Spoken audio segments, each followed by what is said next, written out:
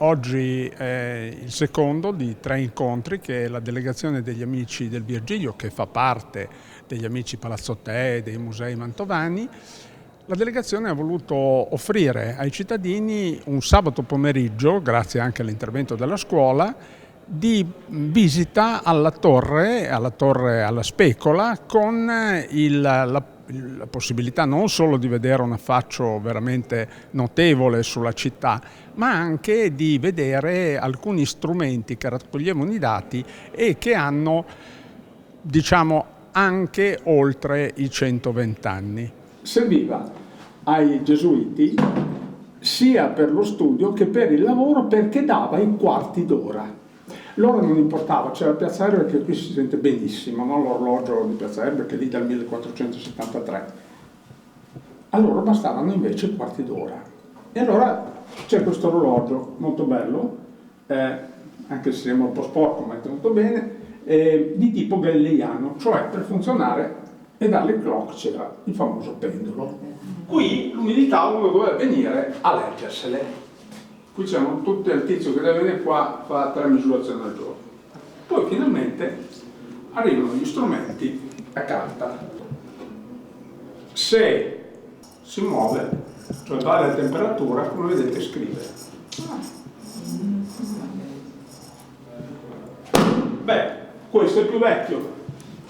Questo qui è un monolito e serve per misurare. Allora, di solito nelle stazioni meteorologiche viene tuttora utilizzato un sistema ottico per vedere l'altezza dei palloni sonda, però che mi risulti a Mantova non sono mai partiti dei palloni sonda.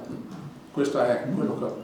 Allora, discutevamo con Zardi, probabilmente con questo misuravano dalla base delle nuvole, poi con un po' di trigonometria si risale all'altezza della nuvola.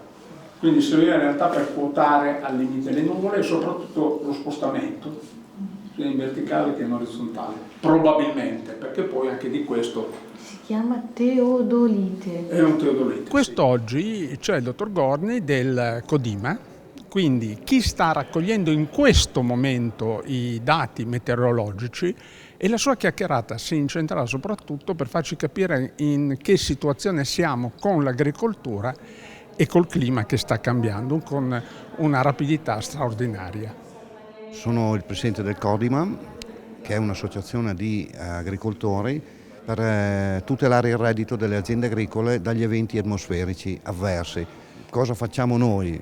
Praticamente facciamo da cuscinetto fra l'azienda agricola e la compagnia di assicurazione, per meglio dire le compagnie di assicurazione, in quanto lo Stato va a ristorare una parte del premio che l'azienda va a dare alla compagnia di assicurazione. Siamo i custodi, ecco, della Specola, no? Che è questa stazione meteorologica, e noi abbiamo raccolto e conservato tutti i dati. 50 anni fa e fino a una decina, 15 anni fa, gli eventi atmosferici avversi erano la classica grandinata o gelobrina tardivo, ma era un evento un po' eccezionale. Purtroppo negli ultimi 5, 6, 7 anni ci siamo abituati ad eventi avversi talmente eccezionali e mai visti prima, come ad esempio 2 anni fa la nostra provincia è stata battuta in 10 giorni in certe zone in un susseguirsi di grandinate proprio eccezionali, le bombe d'acqua, anche queste precipitazioni in millimetri, 80-100 millimetri circoscritte in pochissimo spazio, proprio che portano devastazione e allagamenti.